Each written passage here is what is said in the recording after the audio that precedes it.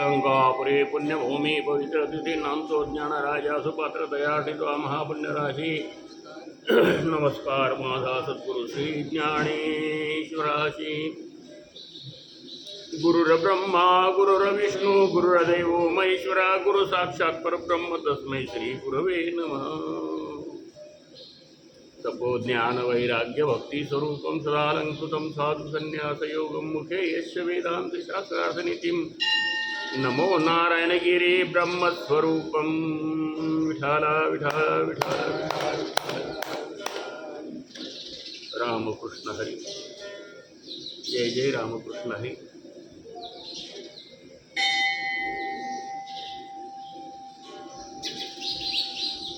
ज्ञानेश्वरी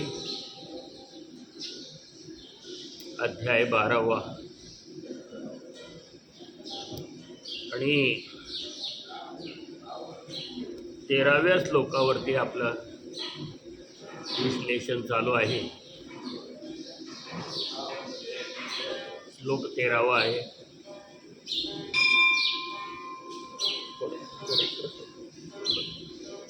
श्लोक 13वा आहे। अद्वेष्टा सर्वभूतानां मैत्र करुणेव च निर्ममः निरंकार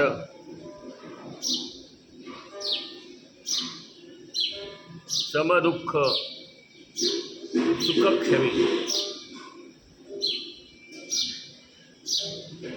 अद्वेष्टा या शब्दावरती आपण काल एक तासभर चर्चा केली।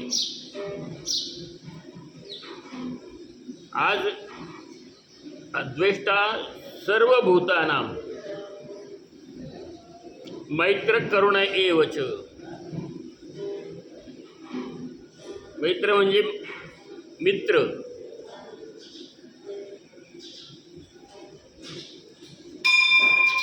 कोणत्याही प्राण्याचा द्वेष न करणारा, सर्वांशी करुणाभावाने मित्र नात्याने, मित्र त्याला म्हणतात की जो करुणाभावाने वागतो राहतो, त्याच्यामध्ये करुणा असते। करुणा जर नसेल तर तो आपला मित्र होऊ शकत नाही। म्हणून भगवंत अर्जुनाला सांगतात की करुणा एवच मैत्र, मित्र करुणा भावाने जसा राहतो तसा तो सर्वांचा मित्र आहे। मैत्र करुणा एवच त्याच्यामध्ये निर्मम हो। मम म्हणजे माझं माझं माझं माझं मम। निर्मम निर म्हणजे नाही, नसणारा। मम नाही, इदम न मम असं त्याच्या विरोधी। इदम न मम, हे माझं नाही, इथं सगळं काहीच माझं नाही। हा देह माझा माझा माझा माझा म्हणतो, माझं शरीर आहे, माझं बघा मी किती चांगलं दिसतो, मी कसा आहे। इदम न मम, देह तर माझा नाही तर बाकीचं हे भौतिक जे दिसतं ते कसं माझं आहे, माझं आहे। कोणाचे हे घर, हा देह कोणाचा, हे घर कोणाचं आहे। ग्रामपंचायतमध्ये गेलं का त्याच्यावर नाव लिहिलेलं आहे आपलं, हे घर तो म्हणतो माझं आहे। हा देह कोणाचा, हा देह माझा आहे, त्याला नाव ठेवलेलं असतं। माझा देह, माझी जमीन, माझं जुमला, माझं सगळं, माझं माझं माझं माझं माझं सगळं तो माझं म्हणत असतो। पण इथं काय म्हणतात देव, मैत्रे करुणेवच। तो जो साधू आहे किंवा योगी आहे, इथं लक्षणं काय सांगितले? भक्त जो आहे तो, त्या भक्ताची लक्षणं सांगितली, भक्त कसा असतो. मग तो अशा प्रकाराने अद्वेष्टा, तो कोणाचाही द्वेष न करणार, द्वेष्टा. मग कोणाचा? सर्व भूतानाम, सर्व हे सर्व जे आहे या पृथ्वी तलावरती ही सगळी भूत.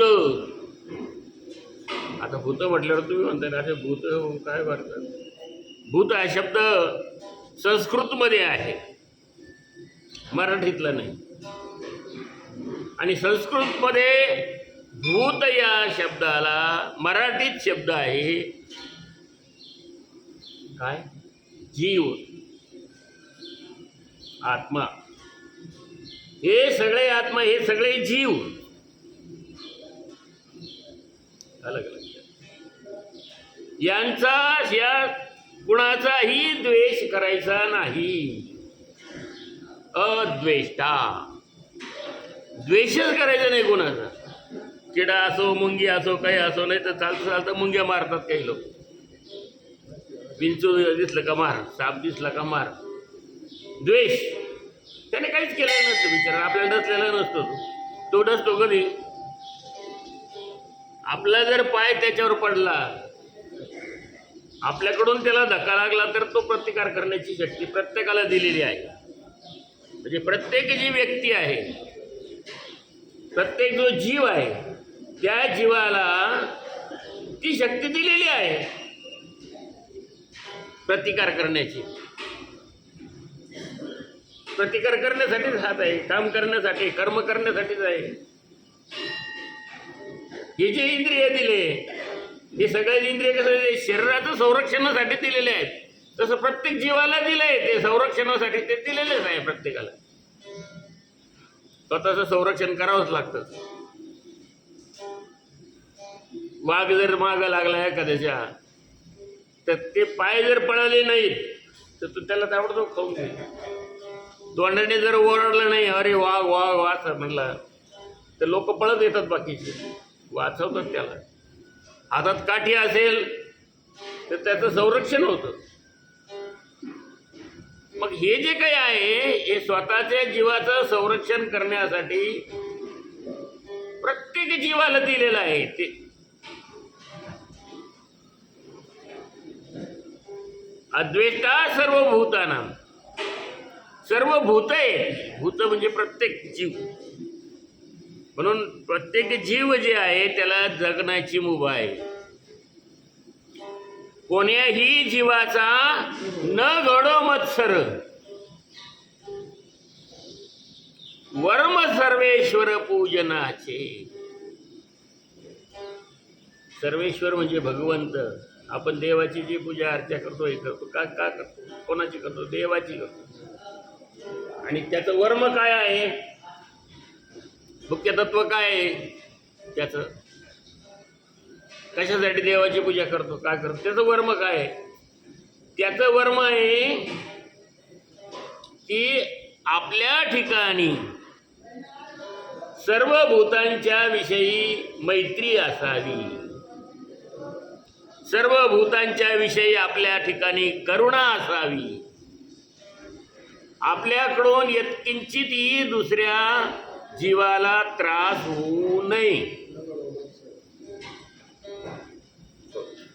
आपल्याकडून नाही झाला पाहिजे त्रास. मुंगी जरी अशी चालली तरी पायाखाली आली नाही पाहिजे. म्हणून तो साधूचं चालणं सुद्धा आधी साधं असतं. तो पाहून चालतो, सगळं हळू चालतो, रोज जोराने पाय सुद्धा आपटत नाही, एकदम सावकाश चालतो.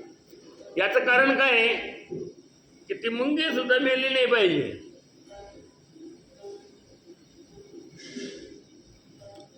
आणि अद्वेष्टा, या सर्व जीवांचा द्वेषच करायचा नाही. जसं आपल्याला भगवंताने जन्माला घातलेला आहे, जसं आपल्याला जगण्याचा अधिकार आहे, आपल्याला जगण्याचा अधिकार आहे की नाही? तुम्हाला जर त्रास दिला तर तुम्ही काय करताल? त्रास एखाद्याने दिला तर त्याला समजून सांगता, अरे हे चालणार नाही, निष्कारण तू कशाला हे करतो.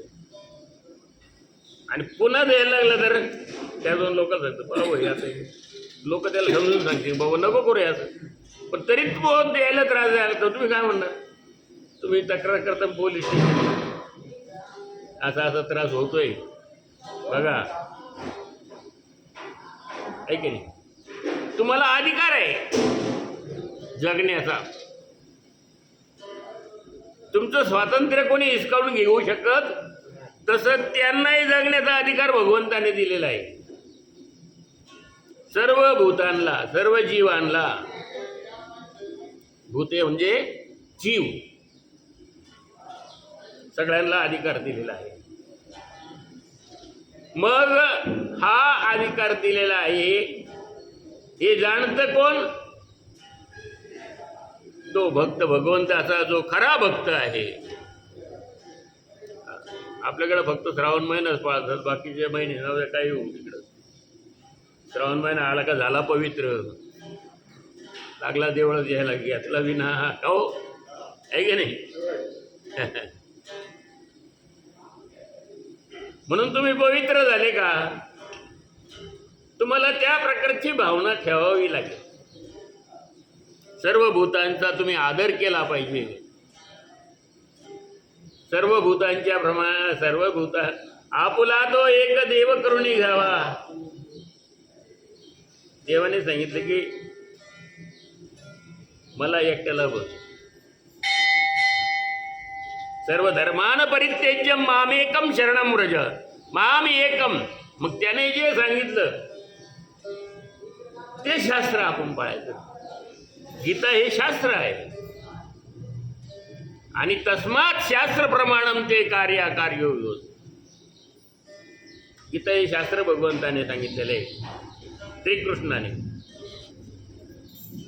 की जो माझा खरा भक्त आहे तो हे शास्त्र पाळील. म्हणून हे शास्त्र काय आहे हे जाणून घेणं अत्यंत प्रत्येकाने, प्रत्येक जीवाने म्हणण्यापेक्षा मनुष्य जीवाने. पशु काय जाणते पाप पुण्य, पशु पक्ष्यांना काय कळत नाही ते.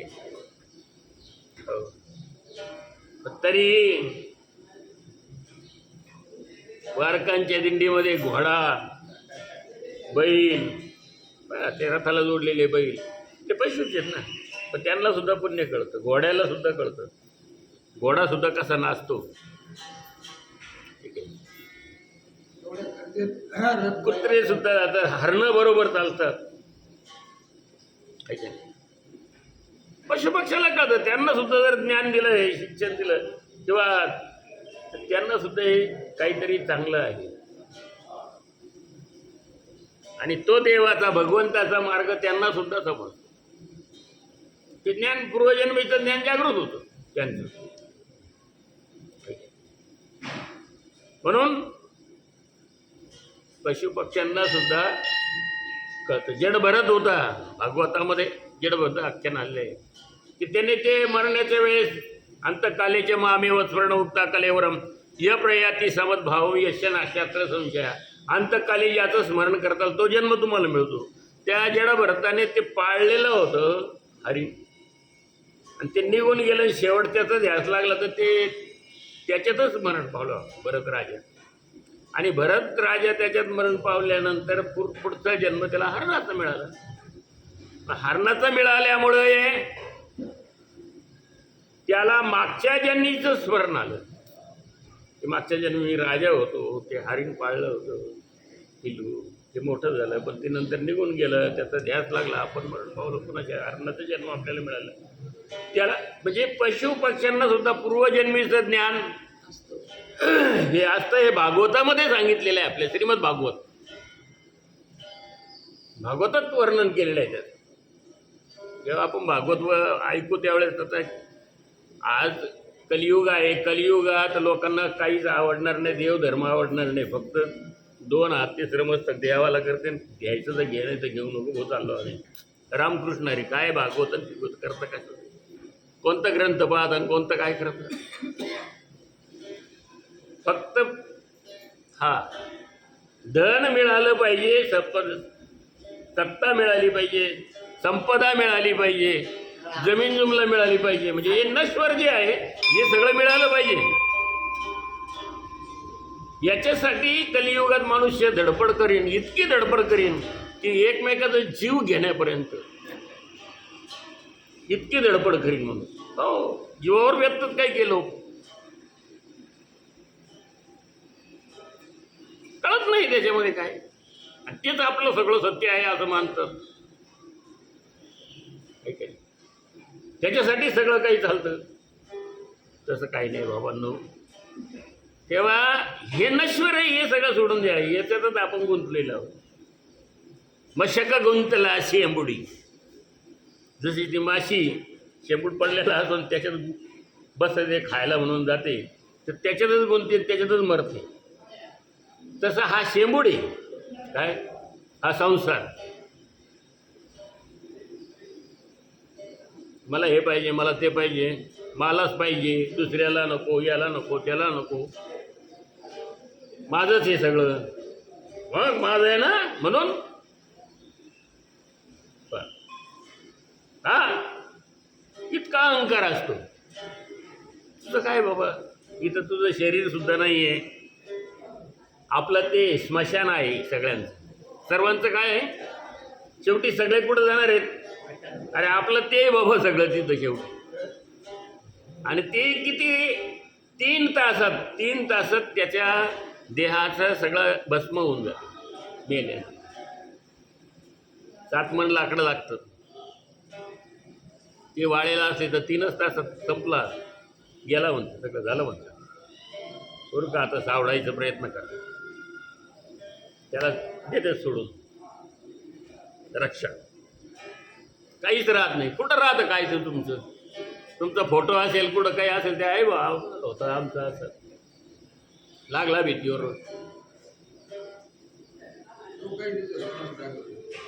तर काही मुलं, त्याचे मुलं आहेत तोपर्यंत राहतो, नातू आले का ते म्हणते जाऊ दे, आजोबाचं काय घेणं पडलं आपल्या, आपला बाप्पा. मग ते आई बापाचे फोटो त्याच्या लागते, ते गेले का पुन्हा त्याचे, ते गेले का ते गेले, ते पुन्हा आई बापाचे आले का त्याच्यात का, आता तर काही फोटो लावित नाहीत. नाही आता तर फोटोच लावित नाहीत कलियुगामध्ये, नाही लावत. काही ठिकाणी मी आजोबा पंजोबा, खापर पंजोबाचे फोटो पाहिल्याचे लावलेले आहेत. काही जे मारवाडी समाजातील लोक आहेत, काही धनवान असे आहेत, ते जे जुने वाडे पाहिले तर मी त्यांच्याकडं असं पाहिलं, आपल्याकडं म्हणतात नाही आमका लावू नका, त्यांचं लावू नका, त्याचा फोटो लावू नका, याचा फोटो लावू नका. पण त्यांच्याकडे पाहिलं तर मी अहो काय खापर पंजोबापर्यंत त्याच्यापर्यंत त्यांचे फोटो सगळे, ते म्हणतात आमचं त्यांनी कमवून ठेवलं म्हणून आम्ही सुकारी खातो. जसं संतांचे फोटो आपल्याकडं आहे, संतांचे फोटो काय आहेत आपल्याकडं, सद्गुरू आमचे नारायणगिरी बाबा घराघरात फोटो आहे. काय अहो त्यांचे आशीर्वादच प्रत्येकाला असेल, ते नाही का संत आहे. आई, वडील आणि संत हे 3 जे काही आहेत हे जगामध्ये सगळ्यात श्रेष्ठ आहेत. संत म्हणजे सद्गुरू, सद्गुरू गंगागिरी महाराज, ब्रह्मलीन नारायणगिरीजी महाराज, आपले दत्ताबा खानवेलकर महाराज. आयुष्यपूर्ण त्यांनी याच्यासाठीच घातले ना, लोकांना उपदेश केला, समाज सुधारण्याचं काम केलं. नारायणगिरी बाबा लाखो लोक, 5-5, 10-10 लाख लोक असे प्रवचनाला जमायचे समोर. दुसरी पंढरीच व्हायची. पंढरपूरला वाळवंट जसं आहे तसं समाज एवढा यायचा, एक शक्ती होती ना. आणि चिरंतन आहे, यावत चंद्र दिवा करो हे राहणार आहे. गंगागिरी महाराज यावत चंद्र दिवा करो, नारायणगिरी महाराज यावत चंद्र दिवा करो. त्यांच्या मागचे सर्व रामगिरी बाबा आहेत आता. आणि सद्गुरू नारायणगिरींचे खूप खूप मोठे आशीर्वाद आहे आम्हाला. आणि त्यांची शक्ती, दत्तोबा खानवेलकर महाराजांची शक्ती त्यांनी दिलं ते महाराजांनी. त्यांच्यावर श्रद्धा ठेवली. आई वडिलांची पुण्याई. आमच्या घराण्यामध्ये काही पिढ्या गेल्या मागच्या पिढ्या, म्हणजे नगो डांगू त्यांच्या आधीपासून घराणं शाकाहारी आहे आमचं सगळं पूर्ण शाकाहार करणारे. आणि ही देवाची भक्ती हरिहर केशव गोविंदाची, शिवाची भक्ती, शिव स्वरूप आहे. आणि त्यांच्यासाठी देव इथं आले. हे मूळ इथं ठिकाण आहे, त्रेतायुगातलं आहे ते. काल मग किती काळ गेला बघा. कृत, त्रेत, द्वापर आणि कली. आता कलियुग लागले. कृतयुगानंतर त्रेतयुग, म्हणजे सत्ययुगानंतर त्रेतयुग सुरू झालं. त्रेतयुगातलं हे आहे. त्याच्यानंतर द्वापर युग गेलं आणि आता कलियुग चालू झालं. आणि हे यावत चंद्र दिवाकरो हे हरिहर केशव गोविंद राहणार आहेत. चंद्र सूर्य आहे तोपर्यंत इथं देवस्थान आहे. हे नगुडांगू भक्तांच्यासाठी आलेले आहेत. त्याची आख्यायिका खूप मोठी आहे. पण कलियुगात त्याचं काय होईल आपण काही सांगतात नाही. पुढं कलियुग आहे. नाथ एवढे नाथ होते तर ते नाथ सगळे बदलवले लोकांनी. मुसलमानाचा काळ आला आणि त्यांनी सगळं गोरक्षनाथ होता तर तो गोबी पीर झाला. मिन्नाथ होती ते मीरा बाबा झाला. बदलून टाकले. पण ते पुन्हा आता आपण हिंदूंची संस्कृती आहे ती हिंदूंचं सगळं या देशामध्ये आहे. हे बदल असं चमत्कार यांनी दाखवले आणि मग लोक जागृत झाले. आणि आता पुन्हा ते पुन्हा बदललं. पुन्हा येतं. म्हणजे जरी नष्ट करण्यात आलं किंवा कोणी त्याला त्रास देण्याचा प्रयत्न केला त्या स्थानाला तर त्याचं काहीच राहत नाही. शेवट होतो त्याचं, संपून जातं सगळं. त्याच्या सगळ्या पिढ्या नाहीशा होऊन जातात आणि पुन्हा ते पूर्वस्थितीला येतं. अशी आख्यायिका इथली पण आहे, हरिहराची पण आहे. इथे पण तसंच प्रयोग झाला होता की ते संपूर्ण मंदिर पाडून तिथं मस्जिद बनवण्याचा प्रयत्न चालू होता इथं. पण चमत्कार देवाने दाखवला की तलवार मारल्यानंतर त्याच्यातून रक्त आलं.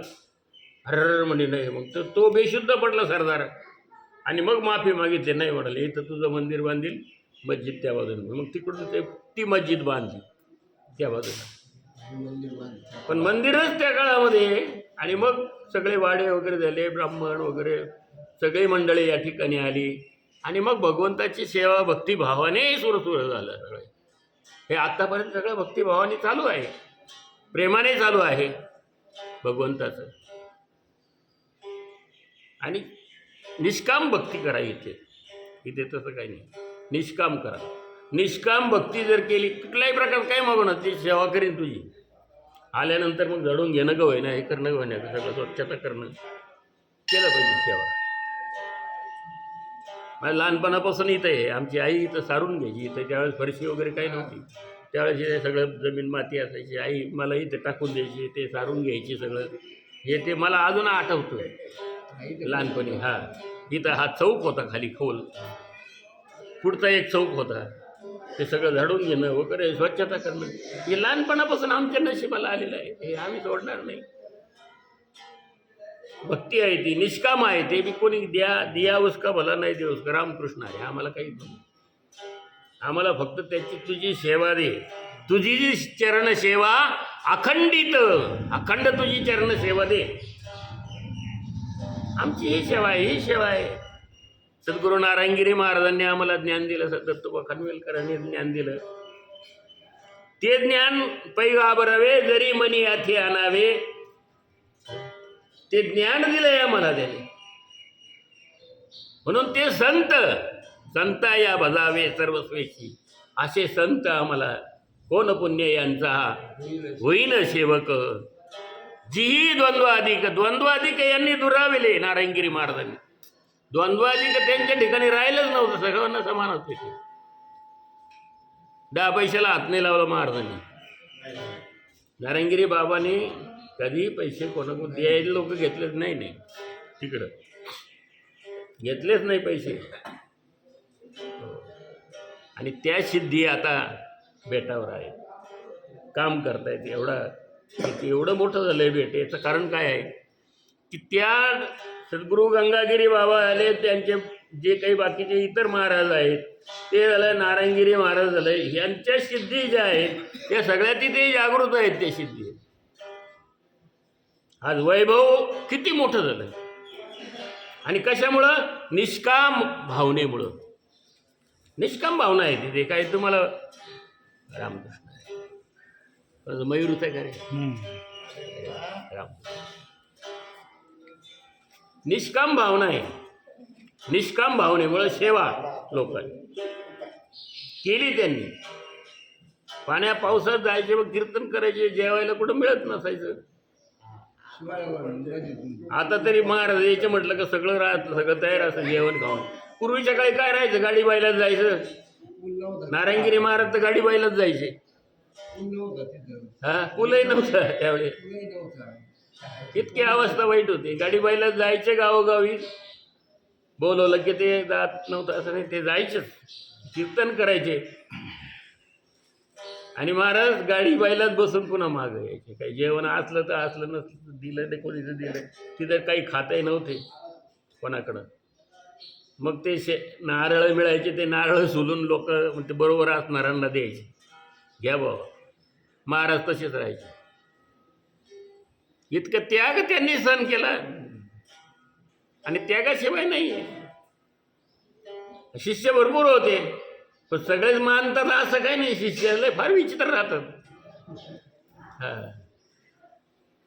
शिष्य जमवणं म्हणजे काय? गबाळ जमवणं. गबाळ ही गबाळ आहे. ते सुधारलं तर सुधारलं, नाही सुधारलं तर संपलं, गेलं. गबाळ आहे ते शिष्य. दिलेला मंत्र व्हायला जातो. गुरुचे कधी ते हे करणार नाही, दास्ता करणार नाही. नारायणगिरीचे खूप शिष्य होते, पण ते असताना कळाले नाही त्यांना महाराज. ज्यांना कळाले त्यांनाच कळाले. काहींनी मार खाल्ला महाराजांचा. मार द्यायचे मार. ते तरी ते जायचे शिष्य, तिथं सेवाच करायची त्यांची, महाराजांची. बेटावर स्वच्छताच करायचे ते. आमच्यासारखे होऊन जायचे. हो महाराज. पण शेवटी इतकं प्रेम महाराजांनी दिलंय. शेवटी खूप प्रेम दिलं महाराजांनी. जवळ घ्यायचे, बसायचे, खुर्चीवर बस म्हणायचे महाराज. आम्ही कधी नाही बसलो, आम्ही सेवकच. तुम्ही राम आहे आणि आम्ही हनुमंती जागा खाली राहते. आम्ही खाली सेवक आहे तुमचे महाराज. आम्हाला सेवा करायची तिथं जाऊन महाराजांची. आणि आदर खूप त्यांच्या मनामध्ये. आणि अंतर्ज्ञानी होते, सांगायचे ते. येताना आपला रस्ता जरी चुकला तर ते म्हणायचे, अरे रस्ता चुकून तिकडे कुठं चालला होता रे? नारायणगिरी महाराज म्हणले. मला 1-2 वेळेस असं म्हणलं, माझ्या अंगावर काटा यायचा. आणि जाताने नारायणगिरी महाराजांनी मला 11 रुपये दिले. मी घेत नव्हतो. अरे घे म्हटलं, महाराज तुमचं नको, मला नको. अरे घे, राहू दे तू म्हटलं, महाराज नको, मी नाहीच घ्या, काय तुमचं कशाला.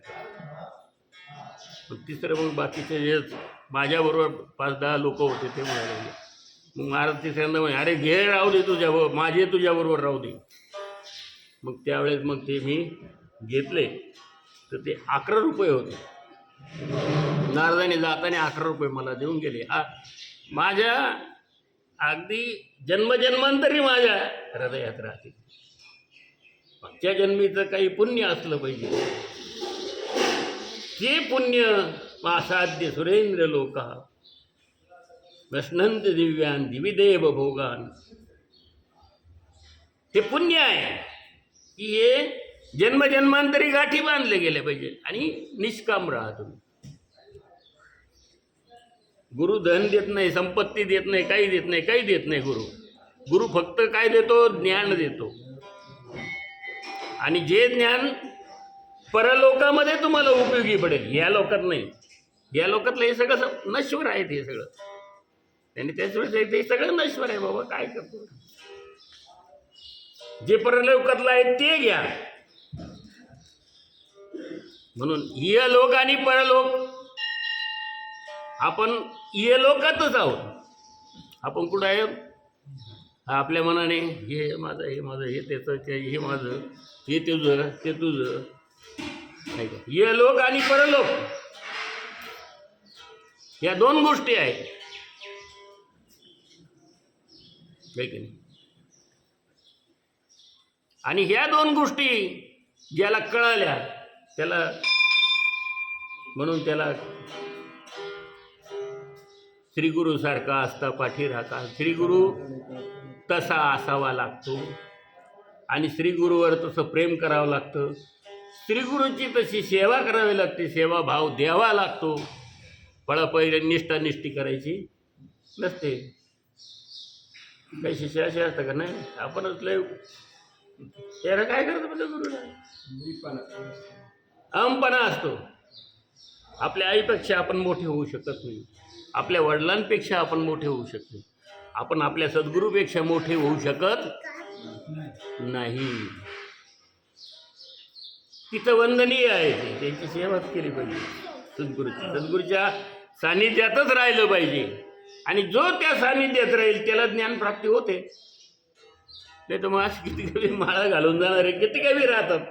ते घालतात नाही पण ते का गेले नदीला आंघोळीला का ते आपोआप वर तरंगून निघूनही जाते. गेले व माळ निघूनही गेली. काय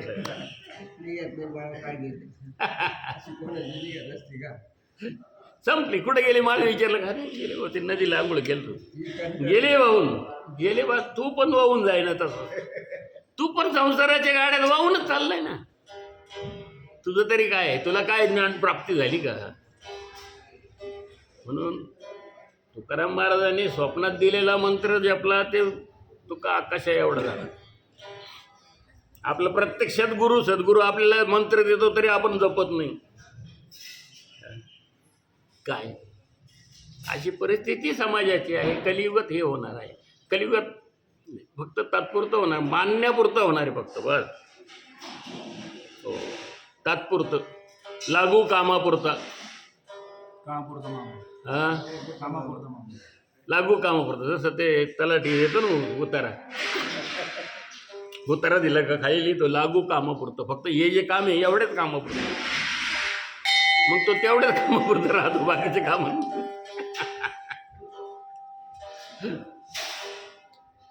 देवधर्म करायचं फक्त लागू कामापुरतं करतात. हा, आपलं काम संपलं का देव तिकडे गेला ना, सगळंच गेलं कोणीकडे जाऊ द्या, संपलं. पण अखंड भगवंताचं नाव असतं बघत, सतत असतं. सततम कीर्तयन्तो मा ये जना पर्युपासये तेषां योग.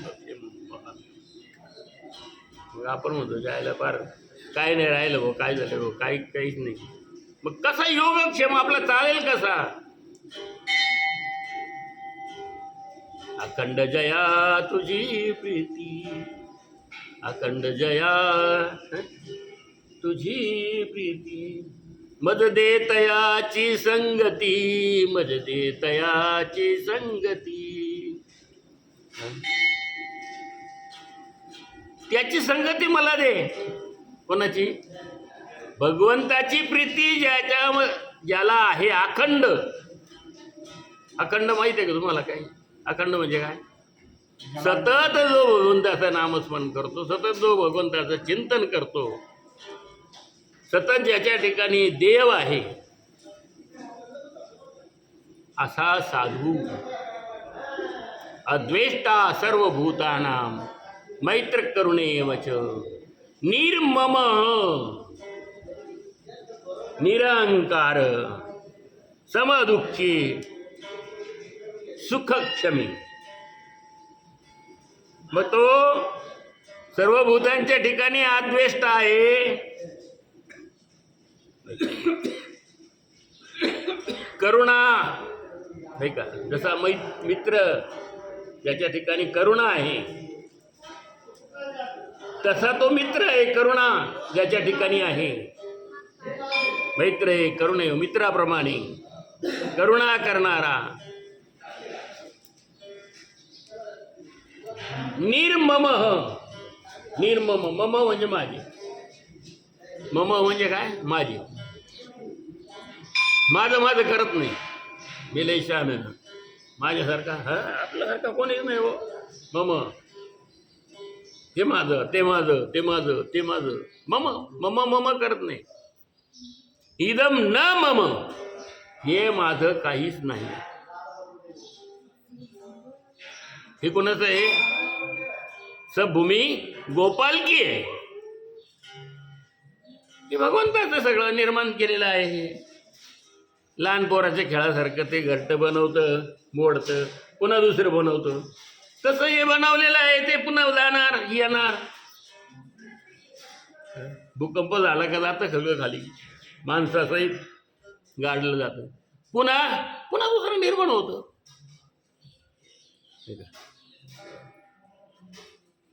हे घटिका यंत परिभ्रमेगा, हे चालू आहे. पुनरपि जननम, पुनरपि पुनरपि जननी जठरे शयनम. पुन्हा पुन्हा जन्म घेणं, पुन्हा आईच्या गर्भामध्ये जन्म घेणं, पुन्हा जन्माला येणं, पुन्हा मरणं. ठीक आहे.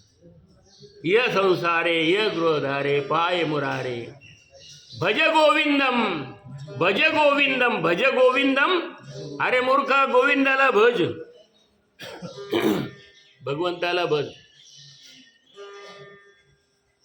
कारण की हे सगळं त्याच्या हातात आहे. सूत्र, सूत्र म्हणजे दोरा. जसं ते खेळ असतो ना, असं बोटावर बांधलं जातं आणि ते बोटं असे हलवलं की ते खाली वावले नसतं, तसे तो वरून बोटं हलवतो आणि आपण नाचतो खाली. आपलं सूत्र असं आहे. मग आपल्याला पापकर्म करायचं का पुण्यकर्म करायचं का काय करायचं ते आपण पहा. प्रत्येकाला तो समदृष्टी आहे, समचरण आहे त्याच्या ठिकाणी.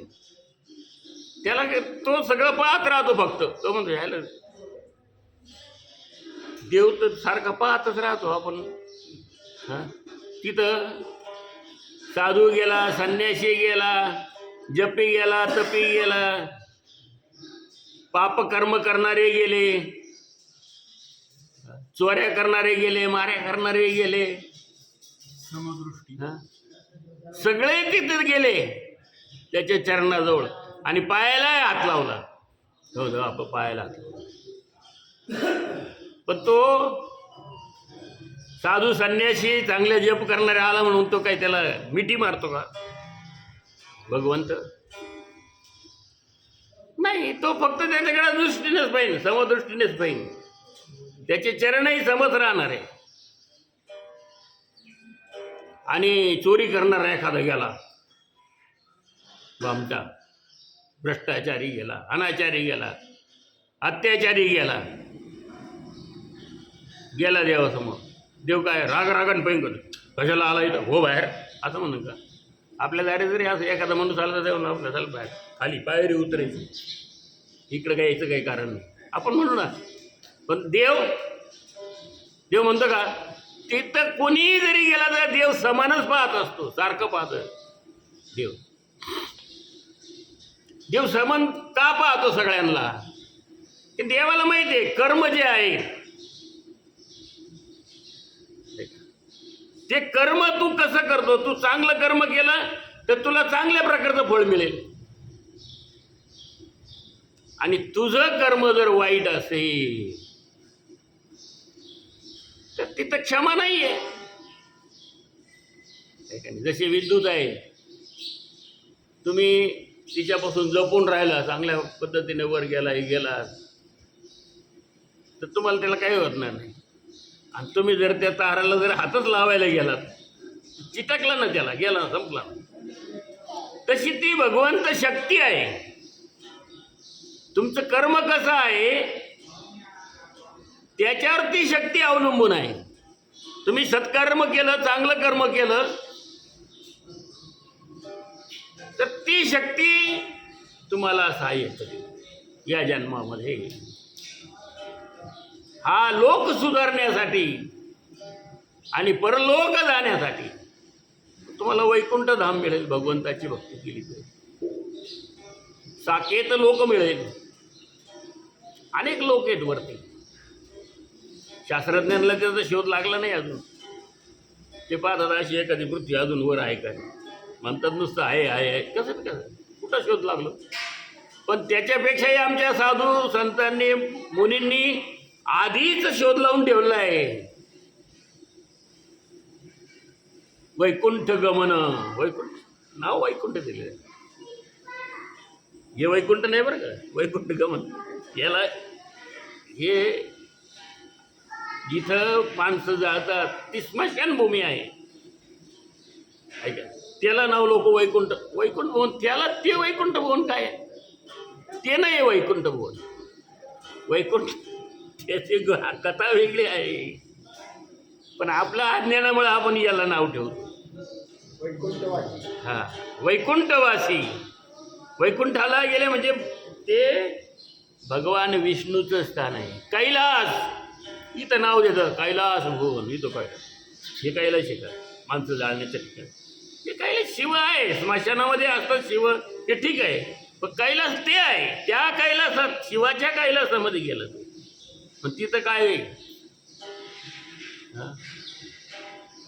तिथं कुठल्या अभयम सत्वसंशुद्धी ज्ञान योग व्यवस्थिती ज्ञानम दमश्य यज्ञश्य स्वाध्याय तपार्जवम अहिंसा सत्यम क्रोध त्याग शांतीर पैशनम दया भूतेशलो लुप्तम मार्दवम हीर चापलम तेज क्षमा धृती शौचम आद्रोहम नाती म्हणे. हे सगळे दैवी गुण तिथं निर्माण होतं. हा हा सगळे दैवी गुण त्या ठिकाणी निर्माण होतात त्या लोकांच्या मध्ये. तिथं वैराग्य असतं पूर्ण.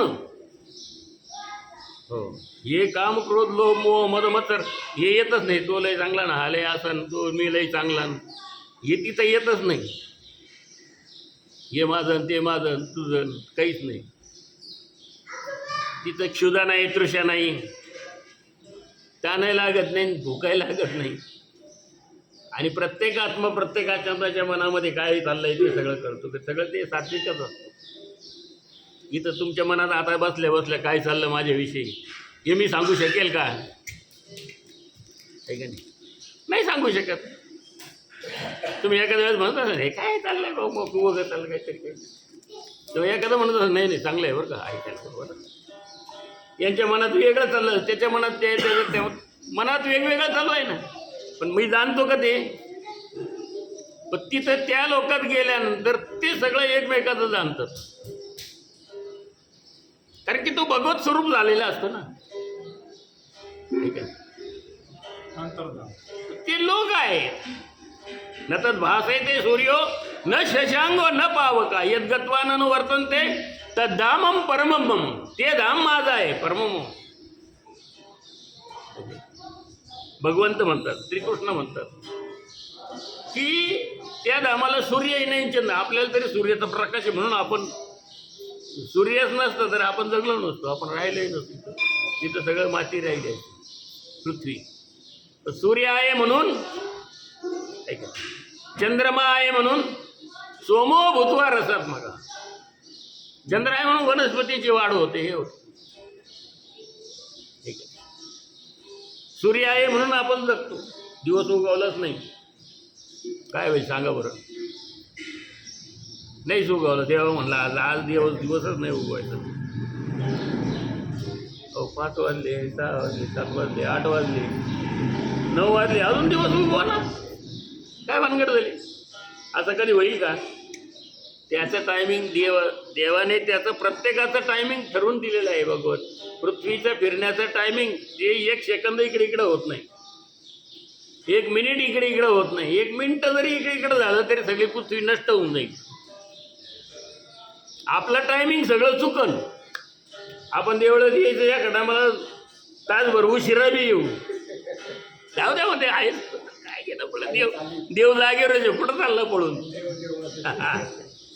आपल्या मनावर असतं देवाचं, आहे का नाही? टायमिंगवर नसतं. म्हणून आपलं सुद्धा सगळ्या गोष्टी टायमिंगवर असल्या पाहिजे. आपण सुद्धा वेळेवर आलं पाहिजे, इथं टायमिंगलाच आलं पाहिजे. तर ते देव म्हणतो हा आला बरं का, बरोबर टायमिंगला येतो हा. पण नोकरीला जर उशिरा गेला तर आठवड्यातून त्याचे 2 दिवस कमी केले जातात. 3 दिवस जर उशिरा सलग गेला तर 2 दिवस त्याच्या आठवड्यातून खाडा, म्हणजे बिगर पगारी केली जाते. त्याचा पगारच मिळत नाही 3 दिवस. आता सगळं थंब झालंय, आता ते सगळं कळतंय. पूर्वी तरी म्हणजे साहेब असायचं, साहेब म्हणायचे बरं झाला उशीर झाला ना काय हरकत नाही, आला तू झाल्या कामाला. पण आता तसं नाही, आता तिथं थंब द्यावं लागत आणि ते टायमिंगला लॉक होऊन जातं. ते म्हणजे जे भगवंताचं शास्त्र आहे ते शास्त्र आता आपण कम्प्युटरवर केलेलं आहे. थंब द्यावा लागत नोकरीवाल्याला सुद्धा, तर त्याला पगार मिळत नाही, तर पगार मिळत नाही. तसं भगवंतचंही तुम्हाला प्राप्ती करून घ्यायची ना, हरिप्राप्तीशी उपाय. हा प्राप्ती करून घ्यायची, ते येणे ते साधन साध्य झालं पाहिजे. कोणचं? थंबचं हे साधन आहे. ते साध्य झालं तर पगार तेवढा मिळेल. नाही साध्य झालं, 2 गेले 3 दिवस गेले, तुम्हाला कमी मिळणार पगार. म्हणून भगवंताला सुद्धा टाईम टू टाईम सगळ्या गोष्टी त्या वेळेवर केल्या. आपण फक्त काय श्रावण महिना असला तरच आपल्याला सद्गुरू आठवतो, श्रावण महिना असला तर देव आठवतो. आता काय दोंड्याचाच महिना आहे, चला बा आता देव करू. इतर वेळेस देव नसतो का? श्रावणातच नाही, आपला अभिषेक श्रावणातच झालं पाहिजे, इतर वेळेस नाही. इतर वेळेस का नको? देव नसतो का? हो तुम्ही जो अमावस्याचा खराब दिवस असेल त्या दिवशी देवाला करा. देव म्हणा अरे हे तर लईच प्रसन्न झाला देव. मग अमावस्या दिवशी करा ना. खराब नक्षत्र असेल त्या वेळेत करा ना, देवाची आराधना करा. तुमचे सगळे निघून जाईल सगळ्या काही गोष्टी. तुम्ही फक्त शुभ मुहूर्तावर केलं पाहिजे. लग्न वेळेवर लावता का तुम्ही? मुहूर्त असतो 12:30चा, लग्न हो 2, 2:30 का? ते ब्राह्मणाला मंत्र म्हणावा लागत होतो. तदेव लग्नम सुदिनंत देव ताराबलं चंद्रदेव बलंत देव. तो मंत्र म्हणावा लागतं. आणि मग हे सगळे बल कधी? लक्ष्मीपते ते मनसा. तुम्ही कधीही लक्ष्मीपतीचं स्मरण करा, तुम्हाला तो प्राप्त होईल. मनापासून त्याचं स्मरण करा, तो सदैव तुमच्या बरोबर आहे. लक्ष्मीपती तो ते तेवढ्या मुहूर्तापुरतच आहे असं काही नाही. हे मुहूर्त आपल्या मनात आहे खेळ सगळा. मुहूर्त पहा नामक करा. अरे करा ना, कधी देवाचं नाव घ्या करा ना सुरुवात. झालं ना, खराब मुहूर्त असू द्या, देवाचं नाव घेऊन सुरू करा. तुमचं चांगलं झाल्याशिवाय राहणार नाही. हा अहंकार झाला. नाही त्या मुहूर्तावरच आपण हो काय आपलं चांगलं मुहूर्त होतं हो, अहंकार झाला. पण तुम्ही सतत घ्या. असोनी संसारी जिव्हे वेग करी आणि वेदशास्त्र उभारी वाया सदा. ज्ञानदेव म्हणे व्यासाची आखुणा आणि द्वारकेचा राणा पहाते पांडव अखंड वनवासी. हो ते अखंड वनवासी होते, पण ते देवाला विसरले नाही कधीच. देव त्यांच्याबरोबर राहिला का? द्वारकेचा राणा पांडवा घरी, तो त्यांच्या घरी राहिला. तेव्हा अखंड होते, त्या अखंड त्रास भोगला त्यांनी, पण देव बरोबरच होता. देव बरोबर असूनही दुःख भोगावं लागलं. आपल्या देव बरोबर नाही तरी आपल्यालाही चैनचंग आहे, मजा आहे म्हणतात. काय आपल्यासारखं गाडीन बंगलान काय ते सगळं थाटण, सगळे काय आपल्या पुढं करतात आणि काय लय चंचंगळ म्हणतो. शेवटी अंतकाले कळो येईल अंतकाळी आणि प्राण प्रयाणाच्या वेळी मरायच्या टायमाला तुला समजल काय काय चंगळ असते ती. तुझे कर्म सगळे ज्यावेळेस जातात ना त्यावेळेस मग काय त्याच्या अंगाचं अंग फुटलं, काय दुर्गंधी येते, काय काय काय होतं, काय या सगळ्या गोष्टी हे का नाही ते त्यावेळेस प्राणप्रयाणाच्या वेळेस समजतं, मरायच्या टायमाला समजतं. आणि हे जग सोडून जातो त्यावेळेस ना मग ती चंग समजते त्याला. हे सगळं नश्वर होतं, काय होत नाही याचं. म्हणून अद्वेष्टा सर्वभूतानां मैत्र करुणेवच, कुणाचाही द्वेष करू नका, मत्सर करू नका. अद्वेष्टा रहा. आजी अद्वेष्टा रहा, कुणाचाही मत्सर करू नका, मैत्री करा सगळ्यांशी. ते साधूची लक्षणं त्या प्रकारची आहेत, मैत्रीची लक्षणं आहेत. म्हणून भगवंताने 13व्या अध्यायापासून साधूची लक्षणं सांगायला सुरुवात केलेली आहे. श्रावण महिनाभर आपण ही सर्व लक्षणं तुम्हाला जेवढं समजेल तेवढं घ्या, त्याच्यातून जेवढं करता येईल त्याच्यात तुमचं प्रारब्ध आहे. तुमच्या प्रारब्धाने तुम्हाला किती समजतं, आणि तुमच्या प्रारब्धातच नसेल तर तुम्हाला समजणारच नाही. ऐन वेळेस हे कळणारच नाही काही, आणि हे काय सांगतात हेही समजणार नाही. देवळात आलं तरी दर्शन घेतलं देवाचं, मग आपलं का प्रारब्ध होत नाही, का आपण होतं देवा अरे लय तरी दररोज आहेच देवा पुढं भिकाऱ्यासारखं. अरे देवा मग लय जास्त झालं रे देवा, तसं काय नाही. का प्रारब्ध आपलं, आणि ते प्रारब्ध नष्ट करत भगवंत. नामस्मरण निष्ठेने घ्या, श्रद्धेने घ्या. श्रद्धा जर असेल, श्रद्धावान लभते ज्ञानम, श्रद्धावान माणसाला ज्ञान प्राप्त होतं. श्रद्धा नसेल आणि तो जर करत असेल तर त्याला काही प्राप्त, त्याच्या जीवनामध्ये सतत दुःखच दुःख राहणार आहे. विठाला विठाला विठाला विठाला. रामकृष्ण हरी जय जय. आता विश्वात्मके देवी येणे